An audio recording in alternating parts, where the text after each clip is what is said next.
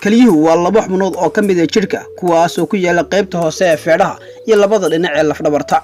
Waxay qabtaan shaqooyin kala duwan oo laga maarmaan u ah nolosha.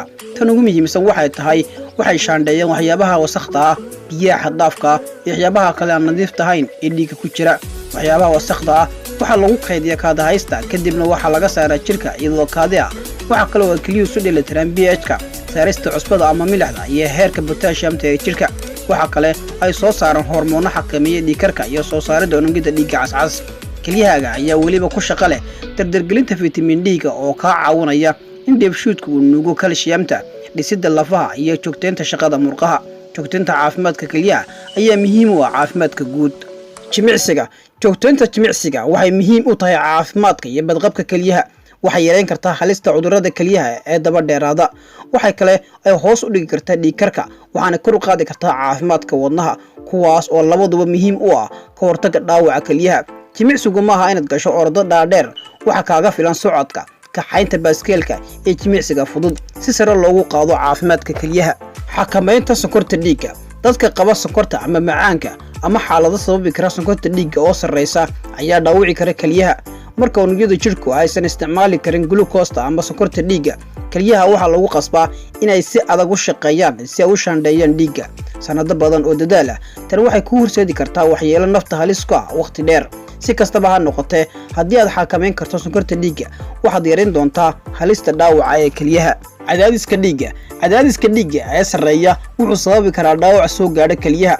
haddii dhiigkarku uu qofka haleelo iyadoo ay jiraan xaalado kale oo caafimaad darro sida sankarowga ama macaanka, wadna xanuunka ama kolestaroolsha, saameynta uu ku yeelan karo jirka waxay noqon kartaa mid weyn. qaab nololeedka iyo isbedelada cuntada ayaa laga yaabaa inay kaa caawiyaan yareynta cadaadiska dhiigga. miisaanka iyo cuntada dadka miisaankoodu sarreeyo ama kuwa aad u cayilan ama u buuran waxay halis ugu jiraan dhowr xaaladood oo caafimaad oo dhaawici kara kelyaha. kuwaas waxaa ka mid ah cudurrada macaanka, wadnaha iyo kelyaha.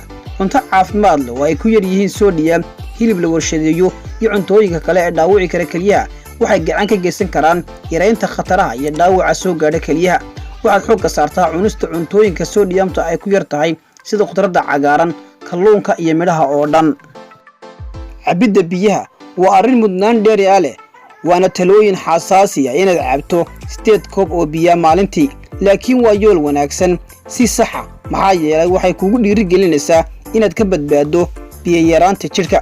qaadashada joogtada ee biyuhu waxay caafimaad u leeyihiin kelyaha. biyuhu waxay caawiyaan in laga nadiifiyo soodhiyamta iyo sunta kelyaha. waxay kale oo ay yareeyaan halista cudurrada kelyaha ee daba dheeraada. dadka hore u lahaa dhagaxaanta kelyaha waa inay cabbaan biyo badan si looga hortago kaydinta dhagaxaanta kelyaha ee mustaqbalka. ha cabbi sigaar cabiddu waxay dhaawacdaa xididdada dhiigga ee jirka. tani waxay keentaa gaabis ku yimaada qulqulka dhiigga ee dhammaan unugyada jirka iyo kelyaha. sigaar cabiddu waxay sidoo kale sare u qaadaa khataraha kansarka kelyaha, balse joojinta cabidda sigaarku waxay hoos u dhigtaa khataraha kor ku xusan. cunista kiniinada haddii aad si joogtaa u qaadatid dawooyinka aan u baahnayn qoraal dhakhtar ee xanuuna baabiyaasha ah waxay sababi karaan dhaawac soo gaadha kelyaha. dawooyinka sida ibuprofen iyo naproxen waxay dhaawici karaan kelyahaaga haddii aad si joogtaa u qaadatid, sida xanuunada wakhtiga dheer qaata, madax xanuunka, xanuunada lafaha iyo kuwa isgoysyada.